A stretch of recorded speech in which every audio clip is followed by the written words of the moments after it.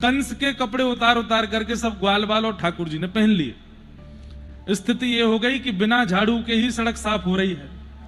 ठाकुर जी इतने से कंस के लत्ता इतने बड़े बड़े, और ठाकुर जी कभी यहां से बाह ऊपर खींचे, कभी यहां से कुर्ता ऊपर खींचे, और सबरे ग्वाल बाल कहें लाला नेक बड़े से हैं लगता। तो ठाकुर जी बोले नेक नहीं बहुत बड़े हैं, चलो दर्जी के पास चलो। तब एक दर्जी के यहां गए। ये वही दर्जी था जो राघव जी के राज्याभिषेक के समय राघव जी की सुंदर पोशाक बनाने के लिए आया था अयोध्या में।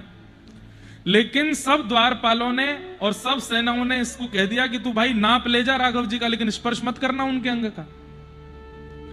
इसने कहा बिना स्पर्श के कैसे नाप लूंगा मैं? बोले देखो रघुकुल कमल दिवाकर राम जी हमारे बड़े कोमल हैं, तू अपने हाथ से छुएगा तो उनको श्रम होगा, छूना नहीं।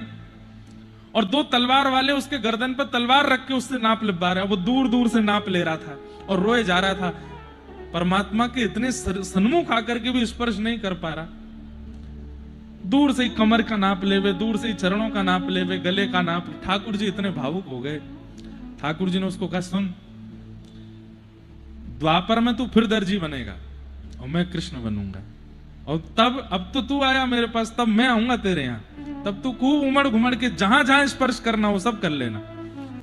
जैसे ही ठाकुर जी पहुंचे, उस दर्जी को इस जन्म में पता नहीं था, लेकिन जैसे ही श्याम सुंदर को आते देखा, एक क्षण के लिए नेत्र बंद हुए, पूर्व जन्म का पूरा स्मरण हुआ, तुरंत याद आ गया, अरे इन्होंने वचन दिया था कि आएंगे। ठाकुर जी को भीतर लेकर के बोले अब तो मैं अच्छे से नाप लूंगा। बोले ले ले।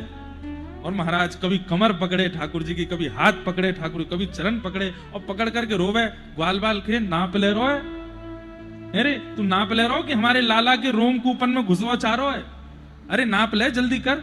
तब मैंने ठाकुर जी का नाप लेके वही वस्त्रों को ऑल्टर कर दिया, मतलब ठाकुर जी की फिटिंग हो गई। अब सब ग्वाल बाल बोले हाँ लाला अब बढ़िया लग रहे हैं।